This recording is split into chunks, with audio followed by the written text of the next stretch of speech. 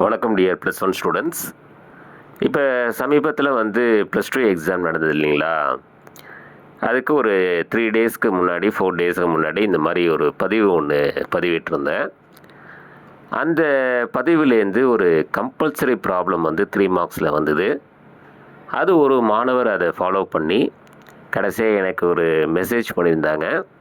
அதாவது நீங்கள் சொன்ன அந்த 3 மார்க்ஸ் கம்பல்சரியில் வந்திருக்கு சார், ரொம்ப நன்றி, நல்லா எழுதியிருக்கேன் அப்படின்னு சொன்னாங்க. அதாவது கடைசி நேரத்தில் நம்ம இந்த மாதிரி நம்ம பார்த்தோம் அப்படின்னா, ஸோ இதை நம்ம ஒரு கிட்டத்தட்ட ஒரு 1 ஹவர் செலவு பண்ணி இந்த வீடியோஸை நம்ம பார்த்தோம் அப்படின்னா, ஸோ இதுலேருந்து ஏதாவது சில கொஸ்டின்ஸ் பப்ளிக்கில் வர்றதுக்கு வாய்ப்புகள் நிறைய இருக்குது. சரி, இப்போ நம்ம நேரடியாக வீடியோவுக்கு போயிடலாம். பிணைப்பு கோணம், அதாவது CH4 மீத்தேனோட பிணைப்பு கோணம் 109.5 டிகிரி. அதே NH3யோட பிணைப்பு கோணம் குறையுது பாருங்க. அது எதனால் அப்படின்னா விலக்கு விசையால்.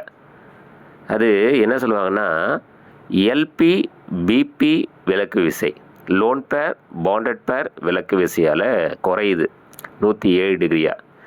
நீருக்கு பார்த்தீங்கன்னா அதோட பிணைப்பு கோணம் LP ரிப்பல்ஷனால்.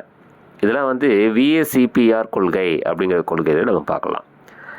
அப்போ LP repulsion, lone pair repulsion, அதனால் பார்த்தீங்கன்னா அந்த விலக்கு விசையால் நீரோட பிணைப்பு கோணம் மற்ற எல்லாத்தோட ரொம்ப குறைவாக 104.5 டிகிரியில், நீருக்கு பார்த்தீங்கன்னா 104.5 டிகிரியில் இருக்குது.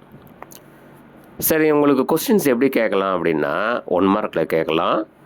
அல்லது மீத்தேன், அமோனியா, நீர் ஆகியவற்றின் பிணைப்பு கோணத்தோட வரிசைப்படுத்துக. அது ஏறு வரிசையில் இருக்கலாம், இறங்கு வரிசையில் இருக்கலாம். ஏறு வரிசை அப்படின்னா யார் கம்மியிலேருந்து நீங்கள் சொல்லணும். இறங்கு வரிசை அப்படின்னா யார் அதிகமாக இருக்காங்களோ அதுலேருந்து நீங்கள் சொல்லணும். சரிங்களா? ரைட், இதை பார்த்துங்க. 1 மார்க்கில் நிச்சயமாக இந்த மாதிரி கொஸ்டின் கேட்கலாம், 2 மார்க்கில் கேட்கலாம், எதிர்பார்க்கலாம்.